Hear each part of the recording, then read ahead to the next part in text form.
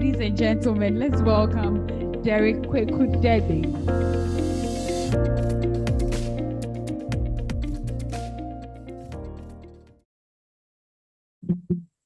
Hi, everyone. Good afternoon. I hope you guys are good. Okay, so I think the only thing that we've got to do here is the fact that we've changed venues, right? Because possibly we might have already met before, but that was not that wasn't the same venue. It's a different environment, and we are meeting here in a different environment as well. I think most of you too, we have met, but it was virtual, and this was our first time meeting. So I'm glad to see you all. And I'm only happy for the fact that you all decided to sign up for this. One thing is you might have found yourself somewhere else, but I decided to come here and be part of this. Of all the sessions that have been presented, I believe that you've all been enjoying yourself, understanding most of the things that are being spoken about. I know a lot of you are quite eager to start off something if you're not already doing that. But the point is, what next after that? Yesterday, I listened to some of the presentations myself and my good friend Emmanuel, and the other Googlers who are also here. I think fantastic presentations, and it's always about how you picture yourself, because when you see your other friends doing that, you also ask yourself, like, how are you going to also do the same? Is that what comes to mind? Or you just want to be participants? Yeah, because I also have to also put myself in the same way, because 3 years ago, when IndabaX was held at Kofi Annan ICT Center, I was an attendee. And so today I'm also here.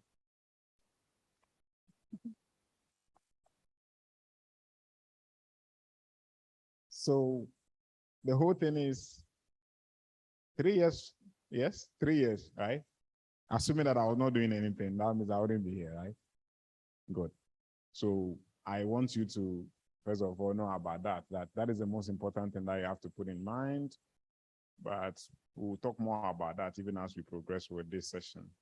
So today I decided to just pick up this topic here because I know a couple of all of you who have been in touch with me on other platforms and all of that. A lot of questions that comes is always about career and all of that.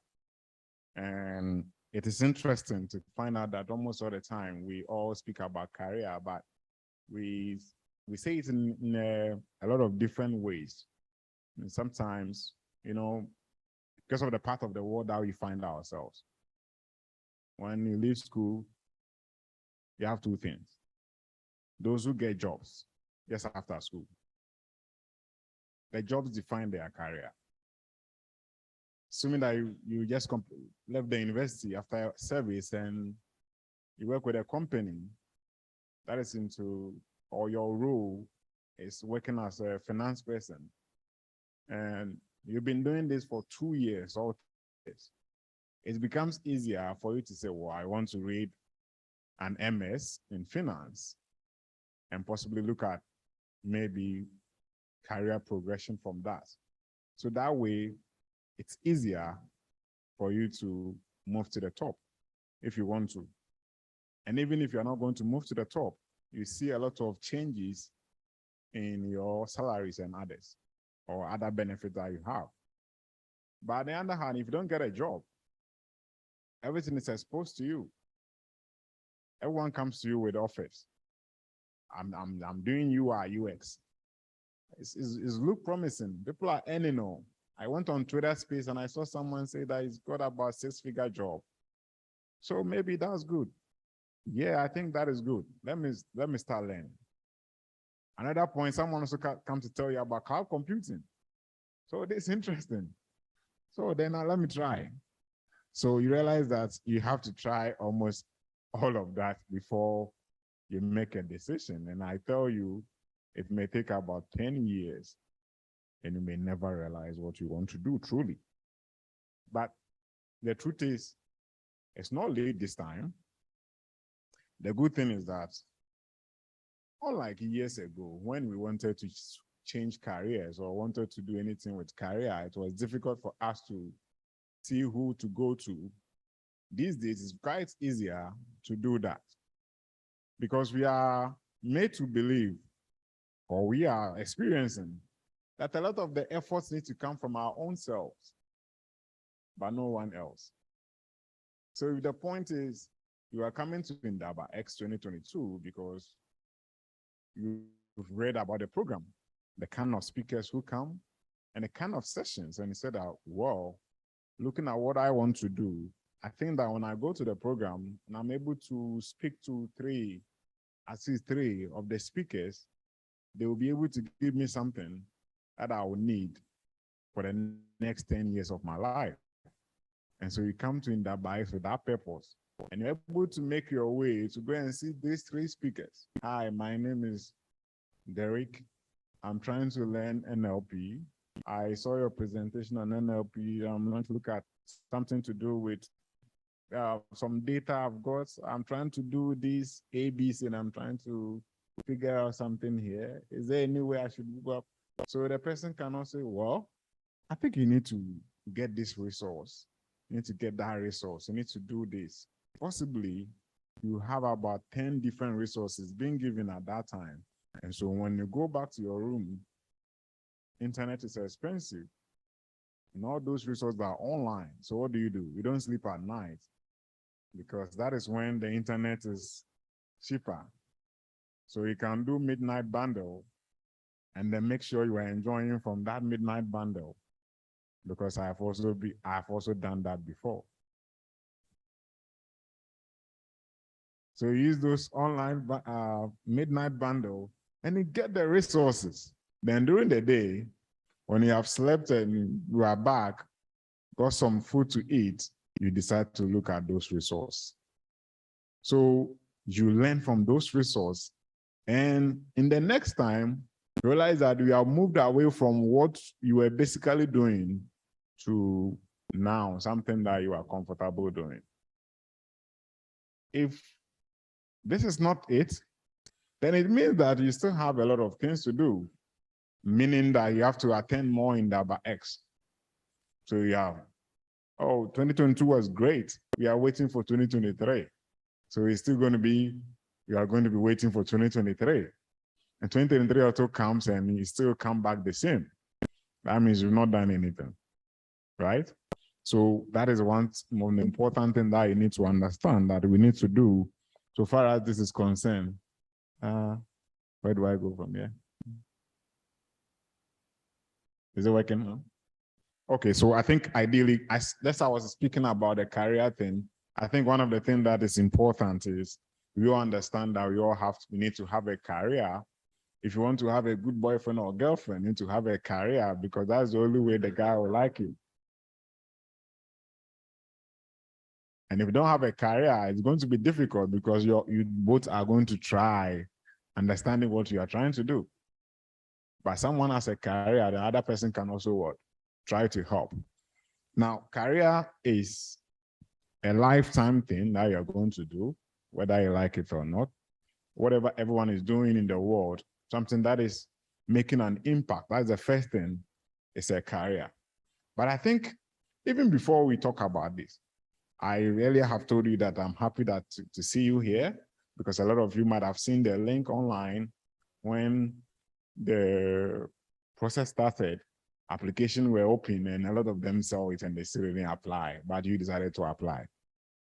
I always use an important story in the Bible to talk about this, because even if you're not a Christian, like you don't believe in the Bible, there's always something that you believe in that has to do with a blind man's encounter with Jesus. You guys remember the story? In Mark 10:50 or something.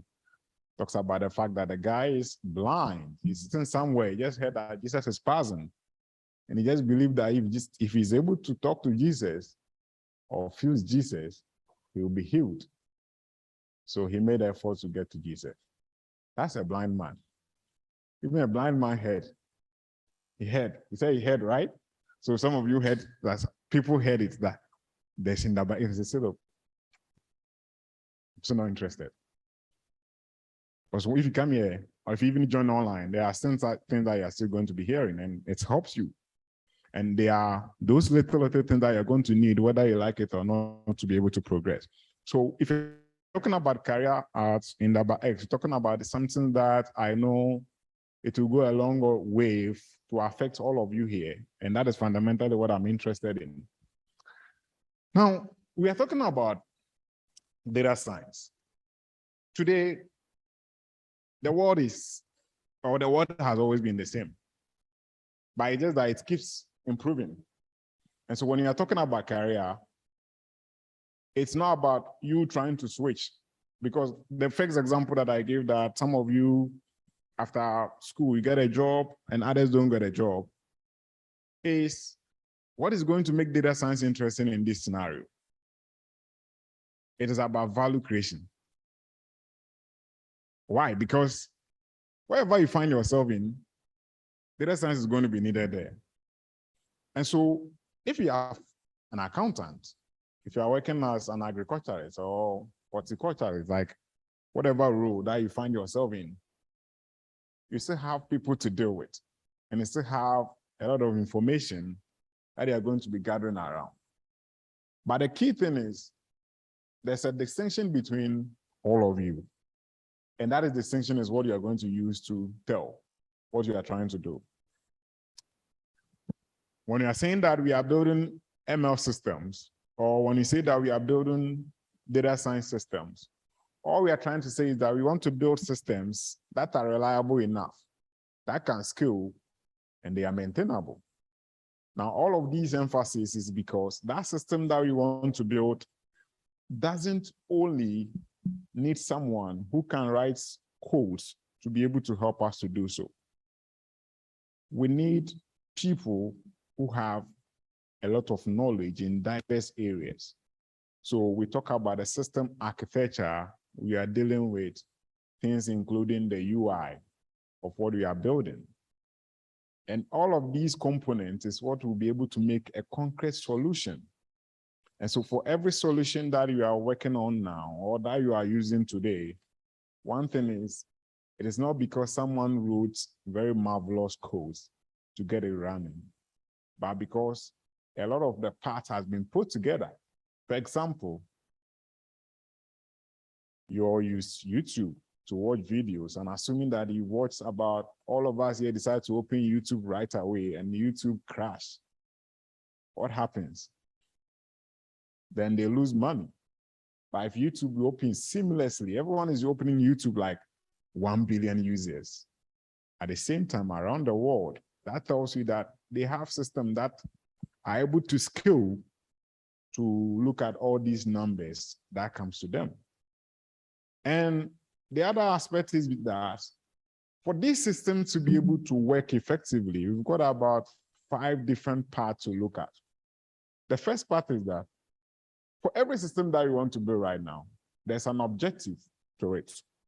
So from the objective point of view of someone who's doing research, like what you guys are doing, like what do you present on, most of what we are going to see maybe at the poster, is something that has to do with, we want to build the state-of-the-art model that is able to predict accurately what our data that was fed into is able to do for us. So for that objectives, we can achieve that with the data that we've got. And that's at the research point. But when you go to making the thing available for the world to use, you are no longer interested in just a single objective. Why? Because now it's a lot of team working on the product or the project or the system that we're building. And all of these team members have an objective. For example, when iPhone launched iPhone 14, well, a lot of ML applications are in there, but there's a sales team and there's a product team. They are all interested in different part of it. And that is what makes the application, or that's what makes iPhone an interesting one for everyone. So all those team members that are working on the CEO, Tim Cook, is also interested in something that, well, my ML team that developed the background picture that you're able to take it off, right? Those ones. I can sack all of them because the system is working now. So if I sack about 10 ML engineers who are all taking about 200,000 USD annually, then I'll be able to save a lot of money. So you guys can go home. That is objective. It's not interested in you building that best model. No. Then the sales team is also interested in making more sales. Even if you say the iOS 16 is draining your battery, they don't know about that. All that they care about is we still have to make more sales, right? Or the AirPods, with the iOS 16, your original AirPod will be paired. If it is not original, then you go home from that because no one cares about you, right?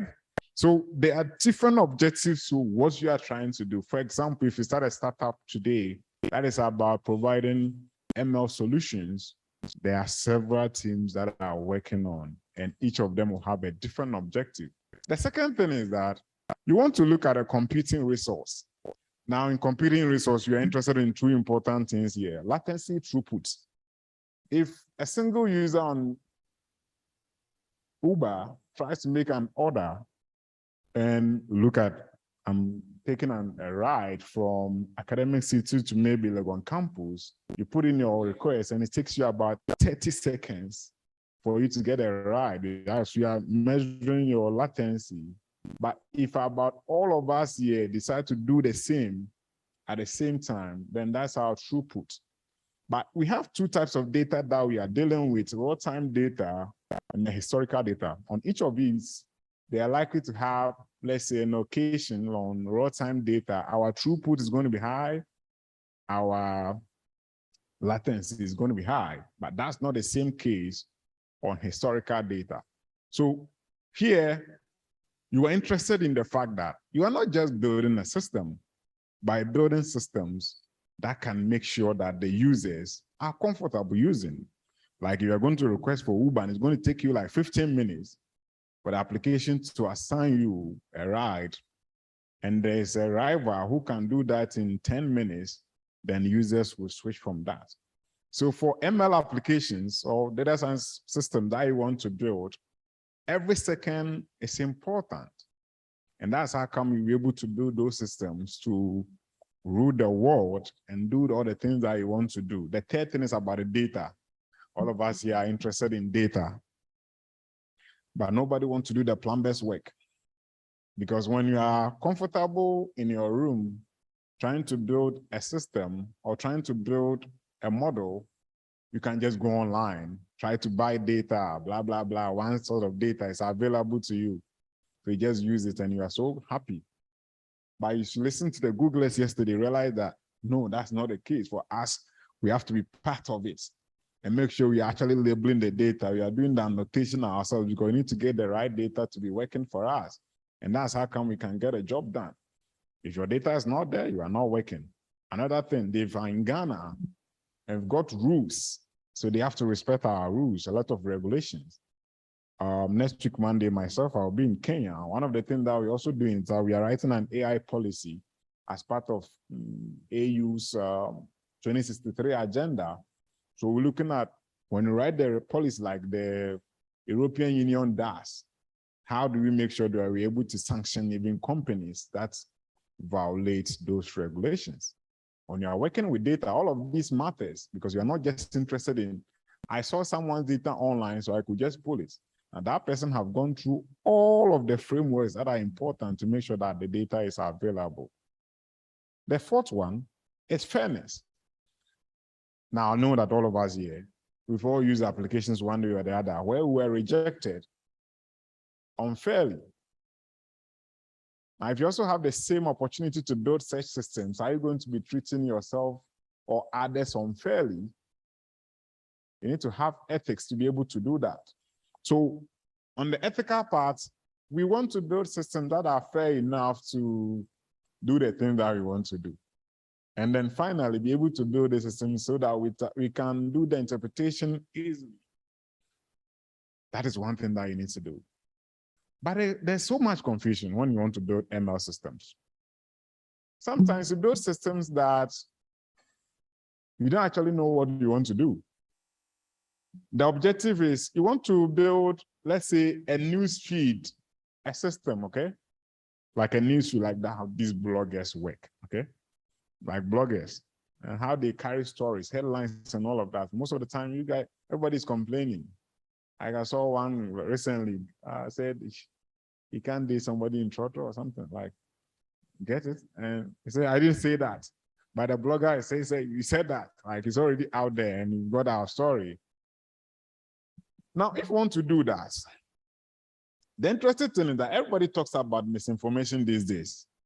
So if you're talking about misinformation and you are the blogger and you want to build systems that can do away with misinformation, but at the same time, you also want to make money. So what content do you want to put online that will make people still get the story accurately at the right time while you're also making your money? Do you always have to make sure that you put things that are not suitable for work, like, or spam, like those things that you put online just for people to click on it and get more views for you? Would you want to do that? You don't want to do that. Because you can join an organization where the point is we are promoting those content, like what used to happen, like even with the big tech companies. Nowadays, everybody is trying to regularize like some of those things. But times like that, if you are going to find yourself in such situation, what would have been the case for you? Right. So if you listen to all of these that I've mentioned, the point is there's a broader view on this whole thing about working with data. The thing is that every time there's a wave, so there's a shift almost all the time. Today, we might be here. Tomorrow, we are focusing on another thing. Like what we are focusing on now is making sure that we build systems that are able to scale and users are happy with it and all of that. But maybe tomorrow, we are focusing on something else that is not just users, but product. And so the question is, how do you also stay within this? And how do you even know that this is the right thing for you to do? Is data science right for you or it's not right for you? Now there used to be a show in the US, and the show is like where you have, let's say, been given 3 different water, like 3 bottles of water. We don't know, it's not transparent, like opaque. So there's a content, and in one of it's a key to a car, and the rest is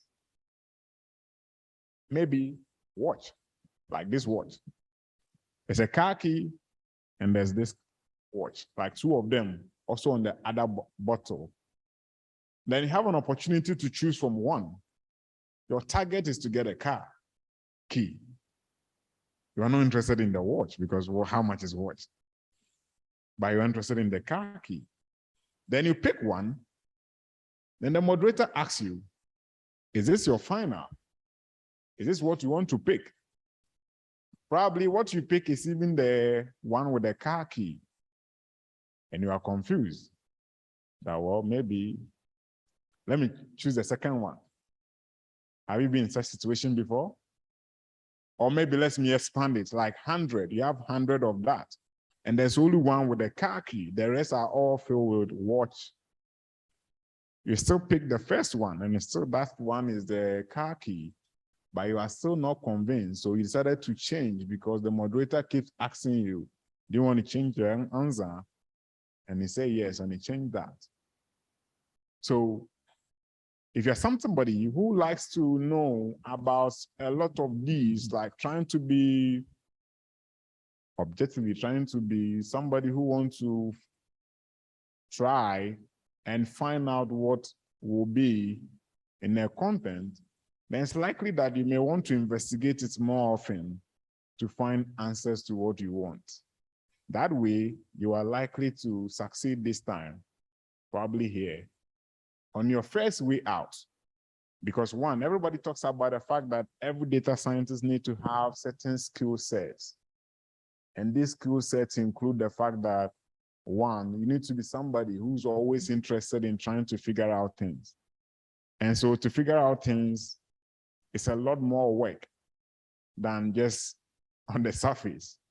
So everything that you want to do, you want to figure out more to find out what you're trying to do. I first mentioned about the fact that if you want to do data science, it's not about switching careers. It's about adding value to whichever field you find yourself in. That's the first thing you need to be realizing. And I don't mostly talk about trying to switch career from wherever you find yourself to data science, because I've actually had encounters with some students who one of them was reading electrical engineering. And his problem was that his friends told him that he wants to succeed in data science. He shouldn't do anything has to do with electrical engineering. Go and pick a data set on health, on education, and probably try to do that. And I told him, well, he's not in the right place. That shouldn't be the case. He should actually be trying to find more use case in where he finds himself. And that's how he can succeed. So I know that there's that kind of confusion, like everybody trying to figure out, where should I be? Should I move from where I find myself now? Should I go to another field? And that is exactly what is causing the confusion. I'm focusing on the second part, which I said, those of you didn't get jobs, and then trying to figure out what we have to do. So everybody talks about this. When you're going out there and want to do data science, it's obviously coming from a background like what you read in school. Like you read statistics, you read actuarial science, like everything that you read is your foundation. Like that is where you're starting your life from. And whether you like it or not, that is actually what is going to help you to progress. So you don't have anywhere to go next. You just have to stay there. Because what is the point? When we're in school, we're all given opportunity to study for 4 years. And we're introduced to so many concepts, like all these concepts that we have been hearing this morning or since yesterday or 3 days ago are things that we know already, but we didn't know them from the programming perspective. So now we are trying to polish it up with the programming. And that is what will make it more interesting for us to do. And to do that, this is what I suggest these days for everyone. Your programming sucks, so you want to improve on your programming. But I don't like the idea of asking which programming language to learn, whether to learn Python or R.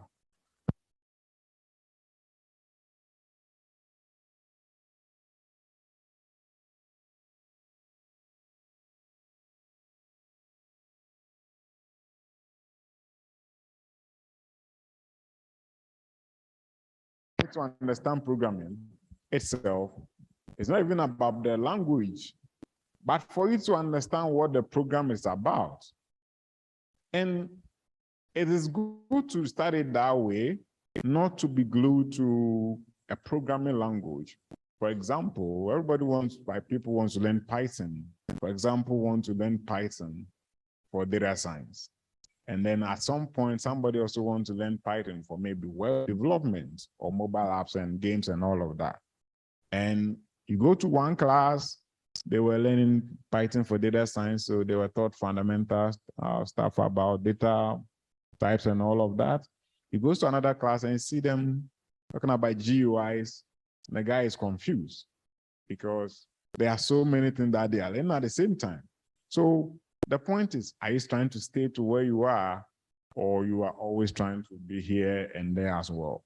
And that is why you need to remain focused on that. Like in the context of the programming, one thing is, it is problem that you are trying to solve, but not to write fancy code for anyone, because nobody will be interested in that. Like the point is, help us to solve our problem. And like I said before, any system that you see out there. 2 days ago, I think somebody saw a project that was done by Microsoft and said they spent like $100 million on that research work. So $100 million.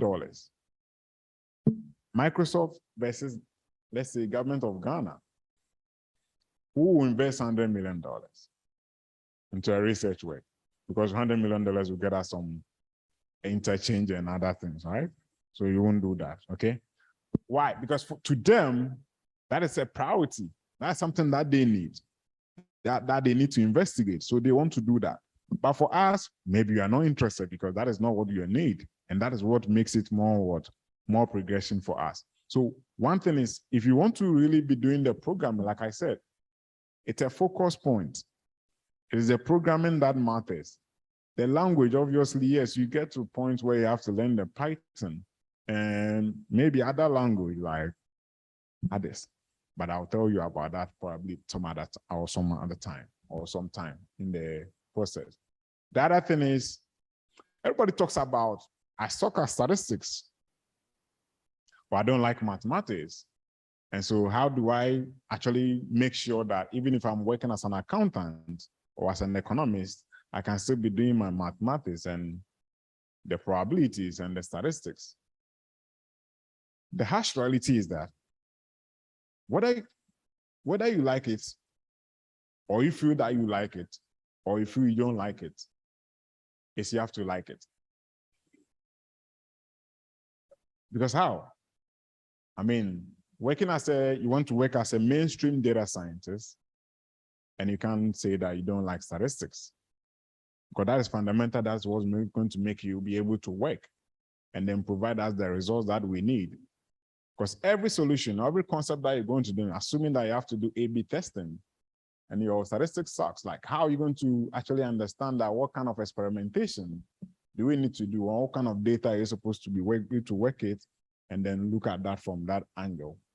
Then the question also comes from people able to communicate. I speak about communication a lot because for whatever reason, all of us here, like, good. We are introduced to a lot of terminologies, like since we came here, and it's interesting that the very moment you go from this room to outside there and talk to somebody about BigQuery, that's what we're using for our data warehouse, and say, what is BigQuery? So we say, you don't know BigQuery, you know about cloud computing, but that's where you're going to. So you don't have a Google Cloud? So what are you talking about? I don't know all of these that you are mentioning because to them it's too technical. I mean, they don't understand all of that. But the fundamental thing is, well, they go to any of these media groups in Accra, and then maybe say that, oh, one of your radio stations, close it down. You have radio ABC. And tell that this one is not giving you money. Can you close it down? That's what you are telling the CEO. And the CEO calls police for you. You don't understand what you are saying. And realize that you didn't actually communicate anything to them because they wanted you to probably come with something very tangible that you have done based on the data that you have collected. And we all do that. We can actually sit here and have an argument that we are going to play a football match today, right? Say we'll score them, and say they will score, and say head to head. And say we have more players than them, say they have more players than that. And you do all these arguments. You go back to your room and decide to collect the data to do the work and realize that, well, you were losing actually, but it's just that you didn't want to give up on that. So one thing is, every person who's into data, like one, wouldn't want to just do an argument because the argument wouldn't make sense. You want to, first of all, be able to generate that hypothesis and then test it with the data that you're able to collect. I mean, that is obviously how you're going to be able to succeed. Without that, you are just going to be making a lot of baseless argument, like what everyone sometimes does. Like in Ghana, everybody has ideas and all of that, and we try to make a lot of things from that. Also, the product that we are going to work on is more important to everyone. I'm not a finance person, and so I'm not going to worry so much into trying to understand the finance stuff. But then there's a lot of finance members on my team, and we try to work out on a lot of projects together. So we know what kind of data that we're supposed to gather in terms of what project that we are trying to work on and how they work for us. Because teamwork is everything. In fact, we see where we are and the other part of the world. The distinction is that in terms of culture, there's so much difference. Work culture. Like, we don't have that. Here, 5 p.m., and people are trying to pack their desk to go home, and everybody's looking at them. These guys are lazy. They don't like working. Because at 5 p.m., that's what a Ghanaian wants to prove to the boss, that he can work. And he's trying to work a lot more. Because over here, we work on not taking holidays. Like, there are typically a lot of companies that you work for and you're not ever going to go on break. Like, you work from Monday to Friday, unless it's a holiday. I mean, sometimes when it's a holiday, they say they come and do a half day. Like, in the other parts of the world, there's not that. Like, there's time for you to do everything that you need to do. And so you realize that even when you are doing remote job from Ghana, sometimes you struggle with one major thing. That's what you are brought on the team to do. You have been given certain tasks to perform, and you perform them. If you have some other like things that you want to bring out, like ideas, like in my senior data engineering role at a retail company, like what the most important work was that almost all the time you are the senior. So we want to improve on our product, want to improve on our data pipelines, want to have a good data warehouse, bring ideas and work with the team. We have an idea, we research into that. It takes about 3 weeks to do the research. And then once we are able to bring the final, then we can go on from that and do the development. So almost all the time, that is what you are doing to get the work going. So teamwork is everything, but work on your team fit fundamentals. Like, whatever you have, whatever you are, it is always good to work on that. Why do I say this? I say this because you are not going to work from your only part of the world.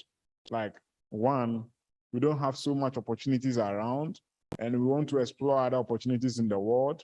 And the other part of the world has more opportunities for you.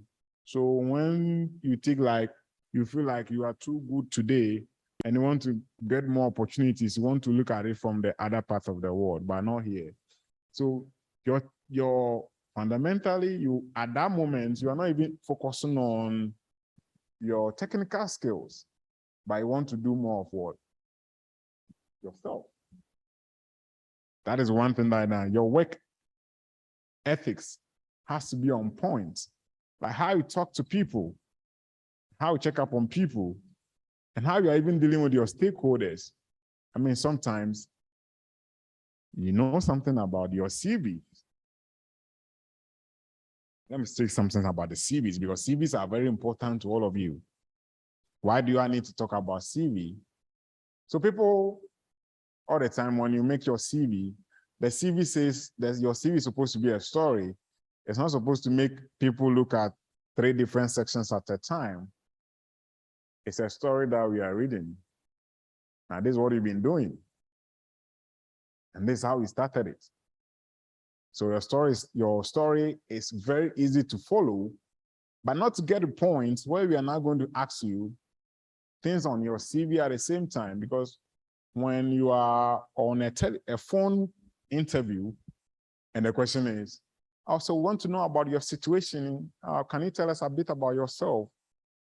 And you start telling them about yourself and you're able to say it the way they want, then your 30 minutes phone interview can actually be 5 minutes, because you've been able to tell us, yes, my name is this, and I am this, I started working as this, and this is what I did for them. I do use these tools, and I do this. ABC, this is my last. Then they know that, well, you've been able to give us a summary of who you are and what you want to do and how it looks like. So maybe the next thing is, what is your salary expectation? Then we know that we have made some progress. But tell us about yourself. My name is this. I live here. I completed this school, read this program. In fact, nobody's interested in that. I hope you understand. Then at some point, you don't have to look so aggressive on making sure that all your skill sets is on your CV. Like, no one is interested in that. There are some things that you can put on your CV, like those basic skills that you are using like every day. So let's put those one on our CV and make sure that it goes out to sell us.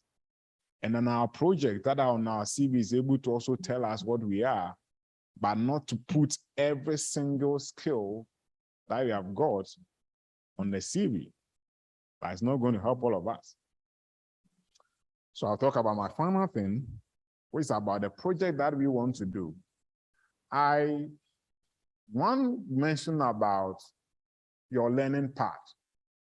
And so assume that almost everyone in this room want to do something in data science. That's what you are interested in. When I was speaking about the fact that don't try to move from that area you find yourself. Like, let's say you read computer science, you read computer engineering, agriculture, anywhere. Don't try to move. What we are trying to do is that we are just trying to add value to what we do there. So an agriculture person, there were ML applications, use cases of agriculture yesterday. We've done health, and we can do aviation, we can do business, we can do everything. Even in education, we can do all of that. But you are not going to see it until you are into it. And almost all the time also, you are likely to deviate when it comes to making problem statement. Like, you can define a problem, but it may be too complex. Some of you always have that problem, and it's because now you are trying to understand it. You see, when you want to understand something, that's how you start. No one tells you that you have to solve the problem at hand, like the Googlers. Say Google Maps, we have this problem in it, but it's not telling them that in a year they can fix every problem. It may take about 2 decades to solve that problem. So at every point, there are simple models that are actually built, integrated into the system, and can actually help us to reduce some of the occurrences of that. So in your problem statements, and even understanding which area to find when you want to study, the fundamental thing is you learn your programming, yeah, that's okay. How do you learn the programming? These days I say, this is what you can do. Because I'm in the same situation with some friends. A lot of you want to study MS in data science, right? Yeah, I know. But this is the situation. Assuming that you go to study MS in data science now, and the only thing you heard is, you heard data science being discussed in a group. So you decided to apply to go and read MS in data science. And it's in the program website, it said, when you come, we will teach you from scratch. So we said that I'll go and read it, because they said they will teach us programming, Python, everything from scratch. Well, that's interesting. So you go and join the program, and you realize that that wasn't the case. So in your first week, you want to give up on the program. I'm sorry, you can't give up at that time because you already paid your fees. So the first thing I want everyone to do, assuming that next year you want to read MS in data science, this year, between now and next year, you can read 3 different courses that are basically talking about your programming and anything intro to data science. And you can do a lot of that online. You can do a lot of resources online and get you to start that. The reason being that you get an overview of what to expect in the program. Because one, when you are done with school, you don't want to come back to Ghana. Would you want to come back? You want to come back. That so you have some opportunities you want to explore when you are done, and a lot of opportunities will come from that. So you want to stay and then work, right? The good thing is that the very moment you are done with the MS, it puts you in a better position, because before you started the program, you're already on a learning path. And so you progress from that. The second thing I would advise is make use of open source tools. In fact, everything that we are learning about data science, data engineering, machine learning, and all of that, you can do them on the cloud, but you pay the cloud fee, even after using the little resource. You can apply for scholarships, you can be given some credit and all of that, but a lot of the things you can do from the open source perspective. Like everything that you want to learn has a lot of open source softwares that you can use them to study. And so from the Airbyte to the Airflow, Stitch, like almost all the things, DBT, these are basically for data engineering, but all of that, you'll be able to find them, the ClickHouse, the Hive, yeah. The Apache supersets, the Metabase, like you can use all of them for your data visualization, and they are all free resources to find online. You don't have to struggle to get them or use them. And that is what I also say on that. Now, for my project point, I always say that project is about what you can explain and own. Take us through one project that you have done. And I'm going to talk about the problem statement, what you're trying to do, the tools that you use, what data you use, and the process that you went through to the end and what you got. And you can't explain that because it's for somebody, or it's a project that is too available online. Like when you put up your CV right now, or your CVs right now, it's likely that all the projects you have on are also similar to what others have. So at the end, we don't have any project. And the other thing is, when the recruiter or the hiring manager is seeing the same project on everyone's application, the application is likely to also fail. So project has to be unique. About 3 of them that are very new. Why? Because first, you tried to do one thing, you added another thing, like maybe a data engineering project. You went up to the point of adding your CI and the CD.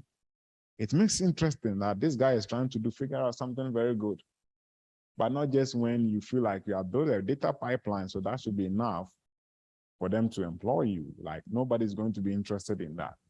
And I say, still make sure it is in the domain of what you are trying to work out for.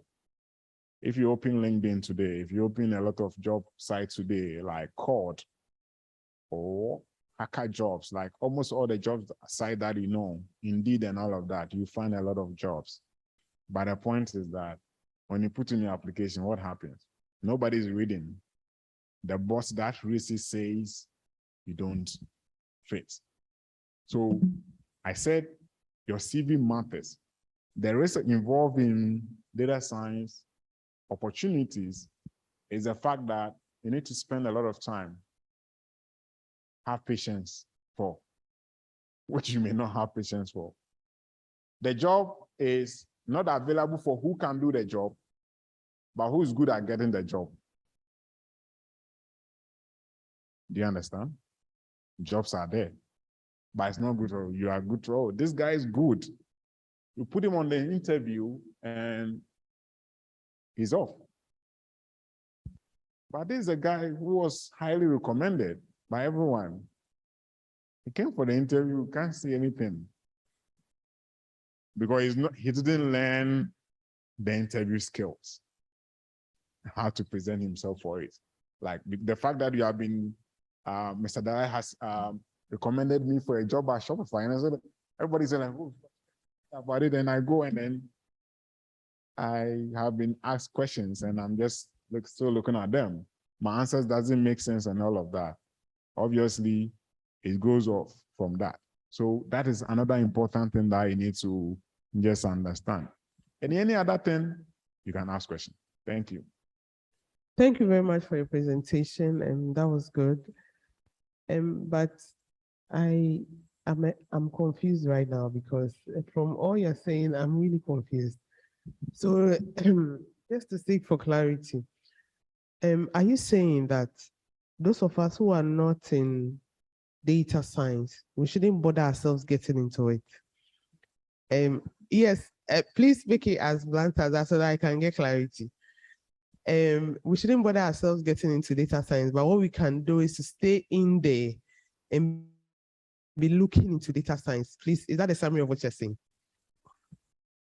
Yeah, I think yesterday a friend of mine came here with me for presentation. And one of the things he told me is, I'm trying to understand tech because I've just got a job in tech.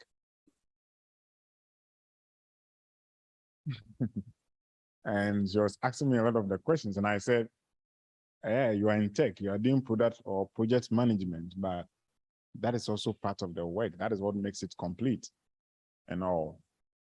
It's just the same as asking that anyone who works at Google or Microsoft also learns to write codes, like all of that. I said that the scope of data science projects or machine learning projects, the emphasis is not only about on those who write or who works as data scientists. In fact, even for data scientists, we still have people at different stages. So someone is a senior data scientist, or someone is a senior data scientist focusing on product. The person's interest will be much more on the statistics and then trying to figure out how to put those ones together to make things that are related to the product that they are working on. And so you can work on as a UI guy who doesn't write any code, but just making sure that they'll be able to put the right product out there. You are still on that same project. By 2030, the projected value from AI, for example, is just around something around $16 trillion. Like, that's the value. But if you look at the scope of people who are even needed in this field to do that are not actually people who write codes. And so for that one, what I would say is that, yes, you are in the data science, but you are not the person actually doing maybe what the developers are supposed to be doing or engineers are supposed to be doing. Your responsibility is also within what we are looking out for.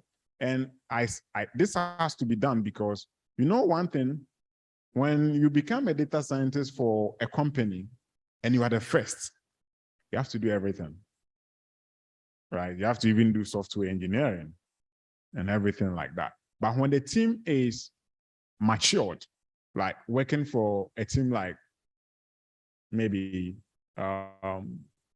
Google or Microsoft, like they're a team of data scientists working on different products all the time.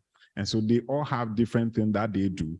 But on an important one where you are working as a data scientist for an early startup, the good thing is that you will learn a lot, but you have so much responsibility to take care of. That is the only thing, that is the only bad part of it. So you are not out of it, you are in it.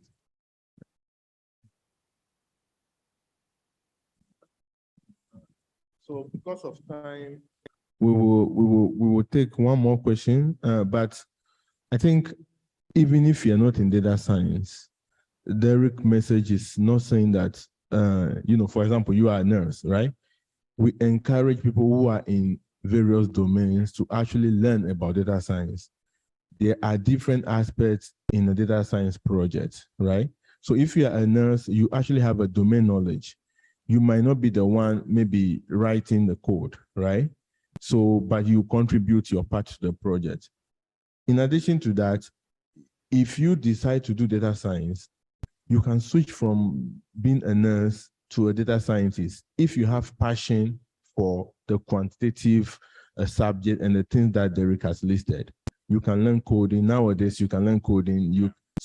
Even though you don't have a training in statistics or mathematics, if you have the passion for that, you can take the necessary steps to become a data person. Does that clarify your question? Okay.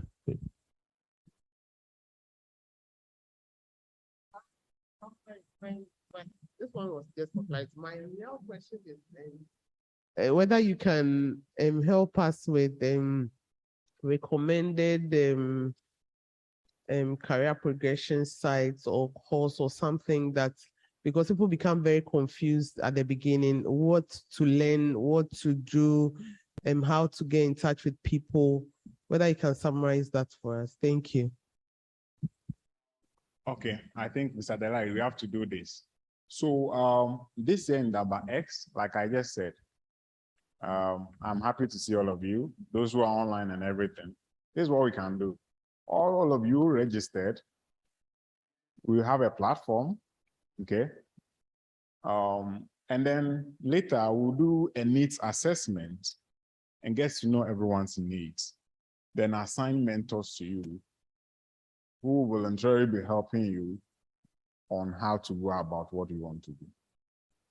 Are you okay with that? I think that's one project that we can get from this IndabaX 2022.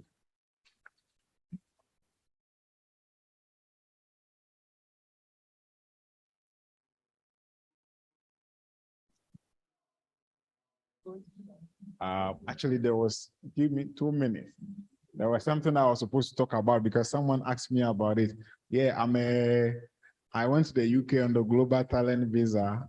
Sorry, I didn't talk about it. So Global Talent Visa is one of the opportunities that the UK is giving to people working in research, arts, music, and I think technology like AI, data science, and all of that. You have to present a solid case to get a recommendation, or even if you have received an award from the UK, like any of those top awards, you have the opportunity to use those ones to enter the UK and then come and stay and then work. The talents visa is available for up to 5 years. So for 5 years, I just in the UK working. You don't have to get a job before you come. You don't need a bank statement. You don't need anything. You only need to build your crafts. Okay, so that's why I say that make sure you are building, because if you're not doing anything solid, it will be hard for you to make success, become successful. I did my own application. I just sat on it, got it into some weeks, and then I made the application. So if you're interested in, I'm not saying that when you go, you can come back. Like I just came back to come and join you guys for IndabaX today. So make sure if you're interested, you just go to the UKVI website, go through all the process where you need to go and build on. You do that because you will need about 6 people to write recommendation letters for you. And all those object companies that I wrote on my profile are all part of the company that wrote the recommendation letters for me. I don't need to go to anyone to go and beg for them to write for me, but they know what I do, and that is how come they got it for me. So if you want to really travel and then stay out there and work, that's one of the routes that you can use. Okay. Thank you. Okay. Thank you very much. I think I have the last question. Please, you've actually highlighted on how you can start with data science, but my question is, can you actually give us some hints about how to enter into the market, like how you can enter, how you can get a job? Because mostly you see job posts and they are more or less like 5 years experience, 3 years experience. So how do you quantify those experiences? Is it because I've been in my room for 3 years and I've been doing Jupyter notebooks and all that? Does it count as an experience? Or entry level 4 years? Okay, so thank you. The truth is that, or one of the things I need to say, like practically, is that last year around November, I had this friend who used to tell me that, Derek, you have too much that you can give to the world and all of that. You need to get jobs that give you a lot of money. And I was like, what is this? So one day on a Saturday, I said, oh, like, let's do it.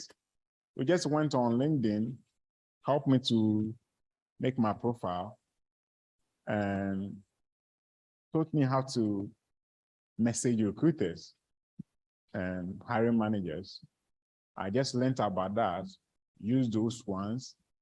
And from that Saturday to by next Monday, even though we're heading to the Eurotide, obviously people are going to go on holidays, I still got a lot of feedback and started some interviews. However, I was still sucking at interviews. I was not good at the interviews. And so, like, how to describe yourself, those introduce yourself, and those I was still saying like, then that didn't make sense, right? So he came back again in January and said, we still have second part of what I told you to do, which is the interview, like how to sell yourself during interview. I said, this guy, why? So I finally did it. Now, after that day, then I just said to myself, Charlie, I've been saying things, so I'll actually be saying things. So from that time to, I think from January, when I resumed work to end of April, I have done a lot of interviews, and by March, I got 2 offers. Yeah, which were very good paying jobs. The only thing is that some of them I had to actually relocate as soon as possible, and it's one of the reasons why I actually had to work around that to leave, even though I was started schooling with University of Aberdeen, but that one I was still doing it online, so I wouldn't be present physically to do that. So this is it. Your story is not complete yet. Once your story is complete, nobody cares about those years of experience. However, there are some rules in the world. The world is not fair. That's first you need to understand. And this is because, like I mentioned before, where we are and the other part of the world are quite different. You get it? You can get to some other part of the world where you realize that you are really welcomed. Like people like your skills. They are interested in helping you out to even create it and then build it. Other places you go and the interview, realize that no one is minding you. You say all the things, they ghost you, and they never reach back to you. Throughout this, I never told you the number of applications that I did because countlessly, I can say more than 200. And that is the reality that we face in the world. Whether you like, I'm a global talent visa holder in the UK, doesn't mean the very moment someone interview me, the job is the next day. No, I still go through sometimes 5-stage interviews before I get an offer. And you still have to do that. You still have to do it. When you are ready for jobs, make sure you are ready for it and then work towards it. That's how it will work, okay?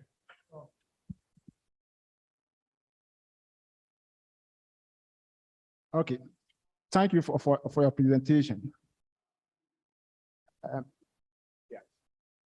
I want to add something, just one thing. Okay. I think that data field is quite broad. Yeah. Yeah, so data science, data analytics, data engineering, Yeah. all those stuff. But looking at our situation in Ghana, what I've seen is the data science or the machine, the engineering, Yeah. the deep learning, and those things. The stage at which the stage at which we are now, like applications of those things, of those models, like from data, machine learning, deep learning, those things, Yeah. are not so many in our system compared to maybe countries like maybe the US, China, and others. Okay. I think one area where if we focus, that can help, especially the young ones who are looking for jobs, is maybe the area of maybe data analytics, where we apply the basic tools to analyze companies' data, bring out the insights so that they understand the value of that data to their operations. So I think it's one area that I think if we can do it very well, and even sometimes when you look at some of the job descriptions and things, maybe it stated data science. When you look at the content, some are not actually asking for maybe building a model or anything. It's just about maybe analyzing the data, using the basic tools and things. So I think if we can look at this area, I think it will help us so much. Thank you. That's true. My only last thing I want to say on that, okay, is like you just rightfully said, everyone here, okay, one of the things is, you know, the ones that we do them, like finding data sets online and then all of that,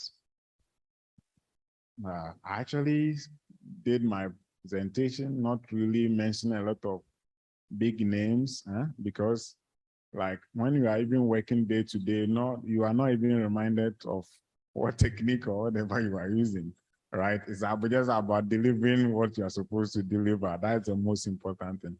So one thing I want to say is if you have an opportunity to work with your friends and come up with a project title that you want to work on, just do, and then focus on that.